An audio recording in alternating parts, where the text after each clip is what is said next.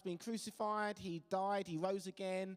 And Peter, just before Jesus' crucifixion, just after his arrest, Peter was one of the people who was accused of being with Jesus. And in fear and in his humanity and in his insecurity, he denies who Jesus is. Not just once, not just twice, but 3 times. And that must have hit hard for him because Jesus predicted that's what Peter would do. And Peter being Peter, oh, I'll never do that. You know, the first one to speak, I'll never deny you. And of course, so you can imagine all these emotions going on in the life of Peter. And Jesus has this encounter with him. So let's read these words together. It says, when they had finished eating, Jesus said to Simon Peter, Simon, son of John, do you love me more than these? Yes, Lord, he said. You know that I love you. Jesus said, feed my lambs. Again, Jesus said, Simon, son of John, do you love me? He answered, yes, Lord, you know that I love you. Jesus said, take care of my sheep. The 3rd time he said to him, Simon, son of John, do you love me? Then it says, Peter was hurt because Jesus asked him the 3rd time, do you love me? He said, Lord, you know all things. You know that I love you. Jesus said, feed my sheep. Very truly I tell you, when you were younger, you dressed yourself and went where you wanted. But when you are old, you will stretch out your hands and someone else will dress you and lead you where you do not want to go. Jesus said this to indicate the kind of death by which Peter would glorify him. Then he said to him, follow me. Now there's so much going on in this encounter, so much that we read in the text, but beyond that, so much that you can read between the text when we start to think about the emotions and we start to think of the atmosphere. You know, Jesus, whilst he was the Son of God, he also would have had natural emotions. And we see this when Jesus is in the Garden of Gethsemane before his crucifixion, and he's praying earnestly, and he's asking, Lord, you know, if it's possible, take this from me. And then he's praying this with passion, and ultimately he comes to that point where he says, not my will, yours be done. But in that process, don't you remember the moment where he gets up and he looks around, and he's expecting his disciples to be there, but they're asleep. And so Jesus was frustrated at that. Guys, could you not have stayed awake with me for one moment? So if Jesus was frustrated, if Jesus was hurt, let's say, by that, he must have been hurt by Peter's denial. Let's not imagine that Jesus is just like, oh, well, it doesn't matter. He would have had natural, very real emotions. Here's the person that I've journeyed with. Here's the person I've invested time and effort and energy to. And this person doesn't just deny me once. He doesn't just deny me twice, but he denies me 3 times. And you can imagine the emotions that are going on in Jesus' heart and in his mind. I've invested into this person. And maybe you can relate to that. I certainly can. You know, in 25 years of full-time ministry, you've had situations where you invest into someone and you pour your heart and your soul into them, and it doesn't always work out the way that you expected. And there are broken relationships, and I can think, like I'm sure you can, even now, there are relationships in my life that are broken because there's been misunderstanding, or you've thought one thing and someone else has thought another, and you think, well, that's so painful when you look back and you reflect on those things. And so not only was Peter carrying pain, we have to acknowledge that Jesus would also have been carrying pain. This wouldn't have been an easy conversation. One of the first times that Jesus sees Peter after his resurrection, and they have to almost deal with the elephant in the room, so to speak. There's brokenness going on here. Broken promises, betrayal, regret. Boy, don't we struggle with regret, friends. All we have to do is look back. I don't even have to look back 5 years. I just have to look back 5 minutes sometimes and think about the regret. Why on earth did I say this? Or why on earth did I do that? Guilt.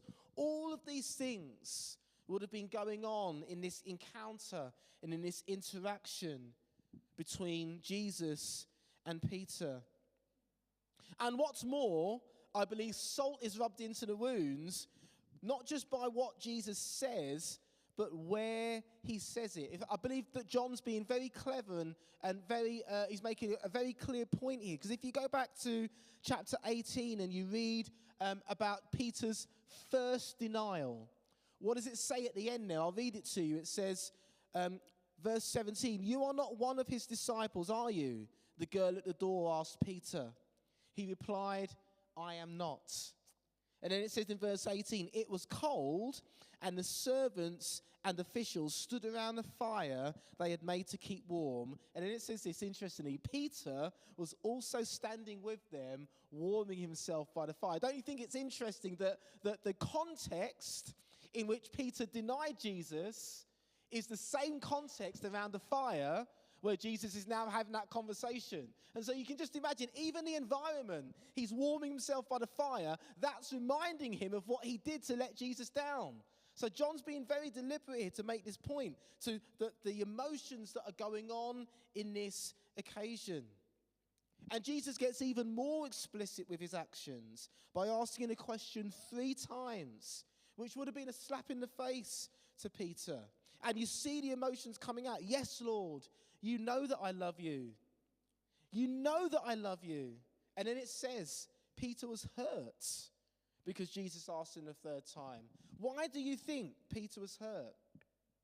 Well, I think he was hurt simply because of the regret and the pain of his past decision. Because, for all of us, we can sometimes fall into that trap, can't we, of desiring to do one thing, yet doing the opposite.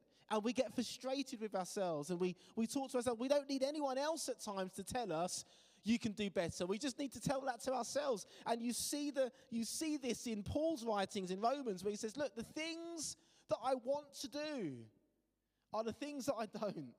And the things that I don't want to do, they're the things that I end up doing all the time." You see, the reality is this. When Peter stood up and blurted out, "Jesus, I'll never betray you," he actually meant it. Of course he did. The issue's not meaning what we say often. The issue's doing what we mean can be the issue. Our desire so often is to please God. Our desire so often is to serve him. Our desire so often is to do the right thing, yet so often we let ourselves down because of our brokenness and our fallenness. So here we have a broken man. We have a lost man. We have a hopeless man.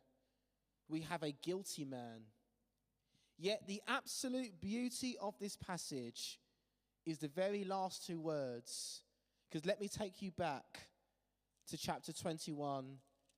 And it says, Jesus said this to indicate the kind of death by which Peter would glorify God. Then he said to him, "Follow me." You see, what's so significant about those 2 words? Jesus would have used those words deliberately. The reason they're so significant is because they were the very first words that Jesus said to Peter. He knows exactly what he's doing. His first words were, "Follow me, and I will make you fishers of men." And he knows the emotion and the guilt and the pain that's going on in the life of Peter right now. So then he says, "Follow me." It's a reminder to Peter that what I said to you at the start is what I still say to you now. Regardless of the fact that you've let me down, regardless of the fact that I'm hurting by what you've done and you're hurting by what you've done, I'm still as committed to you now as I was when I first met you. Irrespective of your betrayal, irrespective of your faltering, irrespective of your weaknesses, I'm still as committed to you right now as I was the very first time. You see, Jesus didn't write him off. And so often we live in a world, don't we, where we write one another off, or we write ourselves off. And particularly in the UK, we live in a world, don't we, where society loves to build people up and tear them down. We love it, don't we? We love it when someone's so successful and then they get it wrong and we just pull them down. Yet the kingdom of heaven is so different. So different. So, what is it that we need to conclude from this passage? It's this. is that God's ultimate response to brokenness isn't just forgiveness, but it's restoration. You see, restoration goes further than forgiveness. Forgiveness is, well, you've got it wrong and, you know, I'm now right with you. But restoration is almost like the active ingredient of forgiveness. Because what Jesus is doing here, he's not just saying, well, I forgive what you've done. I'm restoring you back to that place. I'm reminding you of the call. He says right at the end in that passage, he says, look, there's going to come a time where you're going to go and you're going to glorify me by your death. And he says to you, follow me. The reason he's doing that is he's reminding Peter of the call that he gave him. That's what restoration is all about. When we have situations in our lives where we feel weak, where we feel insignificant, where we feel like we've messed it up, where we feel like God couldn't possibly trust us again. Isn't it great, friends, that it's not in our strength? Our strength is not the basis for God to trust us. If that's what it was dependent on, then God wouldn't trust any one of us. Let's get it right. You know, if God's trust was based on us, then God wouldn't trust any of us. Because we know that we can be like this. But God's trust is in who he is and who he is in us. It's Christ in us that is the hope of glory. And so as hard as I believe it would have been for Jesus to forgive in his humanity, in his deity, he could not forgive, because that's who God is. And so there are three things that I want to mention with us before we sing and we maybe have a time of ministry and just see what God wants to do. The first one is this, is that true forgiveness, like I said, is not passive. You may well be familiar of the parable in Luke 15. There's part of 3. Jesus talks about the parable of the lost sheep, the parable of the lost coin, and the parable of the lost son. And I always try and make the point here that really the parable, you know, we know that the headings in the Bible aren't part of the Bible, they're added in. And so I always make the argument that the parable of the lost son isn't the parable of the lost son at all. It's not about the son, it's about the father. It's not the parable of the lost son, it's the parable of the forgiving father, really. That's how it should be described. But I love that fact that it tells the journey of the son who, particularly in the culture of the day, does something inconceivable. He essentially says to his father, I wish you were dead. Because by asking for your inheritance early, by asking for your inheritance when your father's not dead, you're effectively saying, I wish you were dead. And so that was insulting enough. So he says to his father, I wish you were dead. And he takes the money that was due to him and he goes away and he wastes it. It says he squanders it by reckless living. And then there's that amazing phrase where it says, and he came to his senses. And isn't it amazing that God, by his grace, allows us to come to our senses? That's what revelation is all about. You know, you and I was having a conversation with someone the other day. I was at a conference, and even though we may not theologically agree on everything, I used the phrase, and I said, you know, making a decision to follow Jesus. And because his theology is slightly different to mine, he kind of said, did you make a decision? I.e., he's very Calvinist in his thinking. And whilst I understand that we do have a role to play, let's never think that coming to Jesus is based on our decision, first and foremost. It's not. You and I could not even make the decision to follow Jesus if it wasn't for God's grace in the first place. If God didn't make you alive to the need for Jesus, you could not possibly respond to Jesus. And so, yes, we do play a part to choose to follow him, but it's all because of his grace. It's all because of his mercy. So this son comes to his senses, and then it says he starts to make his way back to the father's house. And again, reading between the lines, immersing yourself in the story. If you're anything like me, you can imagine what that journey home must be like. oh, what am I going to say? What am I going to do? I feel so guilty. I feel so ashamed.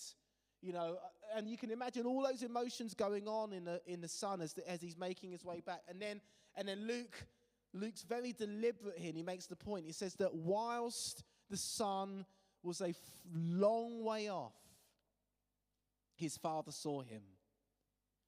And we know, I know this is not a real story, but it's not coincidence that the day that the son is making his way home happens to be the day that the father's looking out the window. Let's not be naive. You know, the implication is every day the father's looking. Every day the father's waiting. Every day the father is searching. And it just so happens that on the day he comes back, he's there like he always is. And then it says this, that he says that he kind of pulls up the hem of his garment, which again in those days wasn't the cultural thing to do, you know, and he runs. Again, that wasn't the cultural thing to do. Luke's making the point here that the father will go above and beyond to restore. That the father doesn't even meet you halfway. He kind of goes 90% of the way and expects us to do the other 10. And then the father runs to him, throws his arms around him. You notice that all of the emphasis is on the father, not the son. The father's heart for love, the father's heart for restoration, the father's heart for forgiveness. Before the boy even has a chance to get anything out of his mouth, the father is lavishing this forgiveness and this restoration on him. It says that he gives him a robe, gives him a ring, puts sandals on his feet. All of this is being proactive by the father. You see, true forgiveness, true restoration isn't passive. It's not just words. It's actions. It's restoration. And in our humanity, we can't understand that because we are all, in one way or another, like the other brother.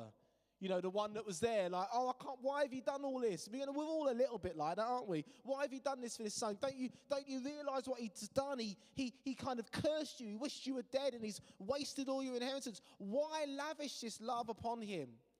And to paraphrase the words of the father, it's, how could I not? This is my son. You see, John 1 tells us that God is love. He doesn't just have love. It's not just an attribute of God. God is the embodiment of love. In other words, he cannot not love. He cannot act in a way that is not loving, that is not gracious, that is not forgiving. It's impossible for him to do that.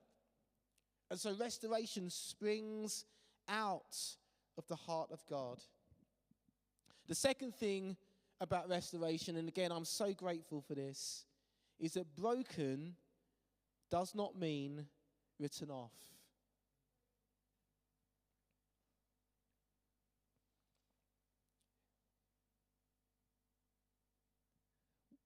We live in a society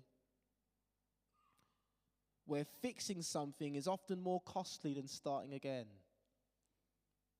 You know, and I understand that in kind of some examples, just starting again's better. So, for example, if you've got a kettle that costs £10.99 and it's not working, it's actually cheaper just to go and buy a new kettle than try and fix it. So I get that, that's fine.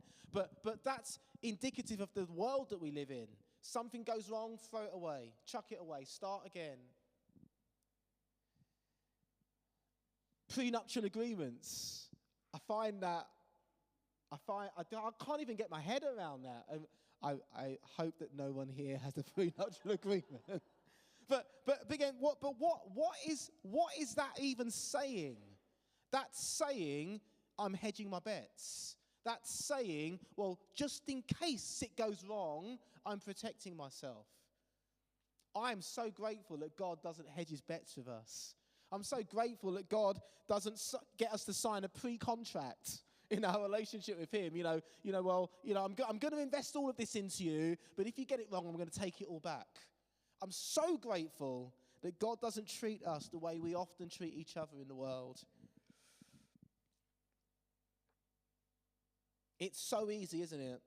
When we look around the world around us to see this issue and this example of just chuck it away and start again, chuck it away and start again, chuck it away and start again. Yet to fix something that's broken is costly. To fix something that's broken takes time. But to fix something that's broken can often be, the result of that can often be greater strength. I'm not a doctor, but I do know this, that in many instances, when you break your leg, particularly if it's a clean break, your leg actually heals back stronger, because there's a biological process of something breaks and then the body mends itself in a way that makes it even stronger after that. And that's the way God works with us. That when we are broken, God uses the brokenness to produce strength in us. One of the ways in which he does that is we learn. You know, again, like I said to you before, we all have issues, don't we, of regret and looking back and thinking, why? But one of the reasons God allows you to have those emotions is so that you can learn from them. I can imagine that Peter would have looked back later on in life at that time when he denied Jesus, and even though it was painful, even though he kind of wished it didn't happen, it was a foundation for him moving forward in his life. And I know for me, the times when I got things terribly wrong, the times when I've made really bad mistakes, or the times I've just made horrendous judgment calls, I know that stands me in good stead to not do that again, or to make better decisions the next time round. Look at some of the things that Peter did. Cutting off someone's ear, saying to Jesus, I'll come out to you in the water, and then sinking, denying Jesus 3 times. We could go on and on and on. But broken, friends, does not mean written off. We have to learn, as followers of Jesus, to walk the line between embracing or accepting the fact that we are not perfect and accepting the fact of what Jesus says about us. Because when God speaks to us, or when God speaks over us, he always speaks prophetically into our lives. He doesn't speak to the broken parts of us. He speaks to the redeemed parts of us. He doesn't speak to the now parts of us. He speaks to the future part of us. When he came to Gideon, the angel of the Lord came to Gideon in Judges 6, said, the Lord is with you, mighty warrior. Even though in that moment, Gideon didn't feel like a mighty warrior at all.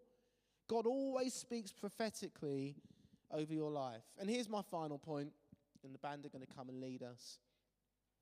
Restoration is not about going back, but it's about going forward.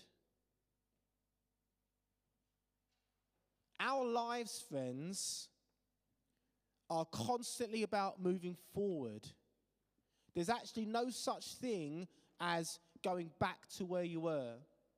You see, when God restores you, it's not about, well, this is what you were like 5 years ago, so let me take you back to that place. Restoration is all about propelling you forward.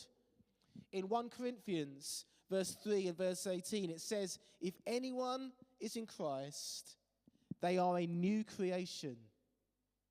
The old has gone, and the new has come. Well, the old hasn't completely gone, but that's not what the writer's saying.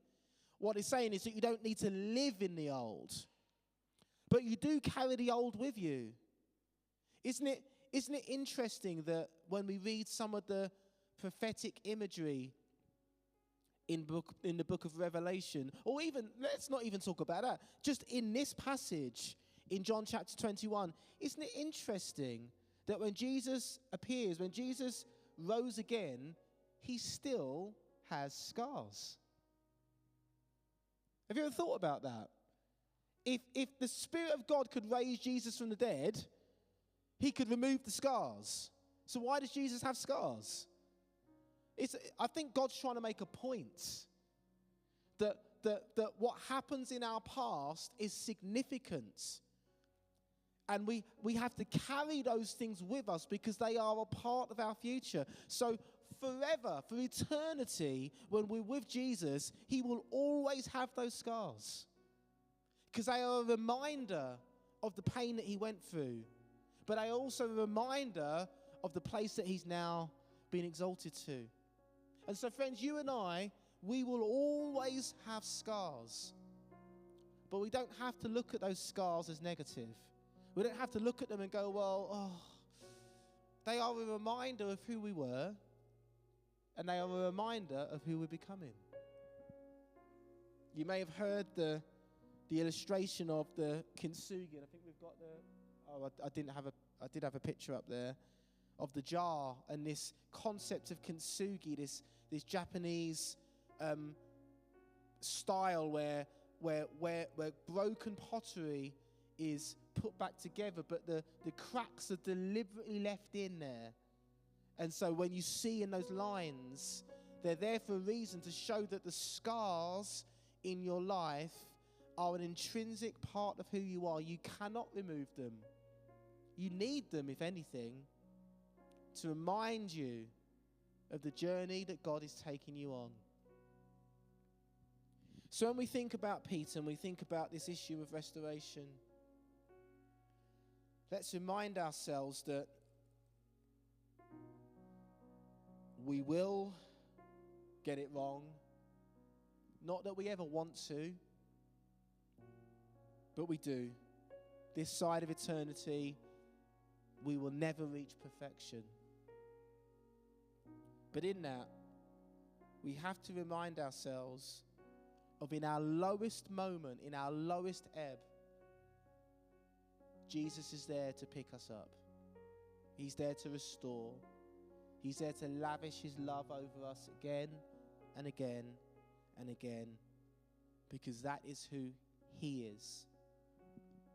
And this journey that we're on in faith, this journey that we're on to become more like Christ today, actually it's not about us, it's about who he is.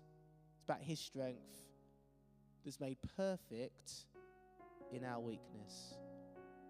So as I hand back to Lisa and the team, they're going to lead us in a song. I'd encourage you to sit or to stand, however you feel you'd like to respond. But let's not just sing this song like it's just another song we're singing, but let's sing it as a response to what we've heard today. That if Jesus is reaching out to us, we will keep hold of him. Amen.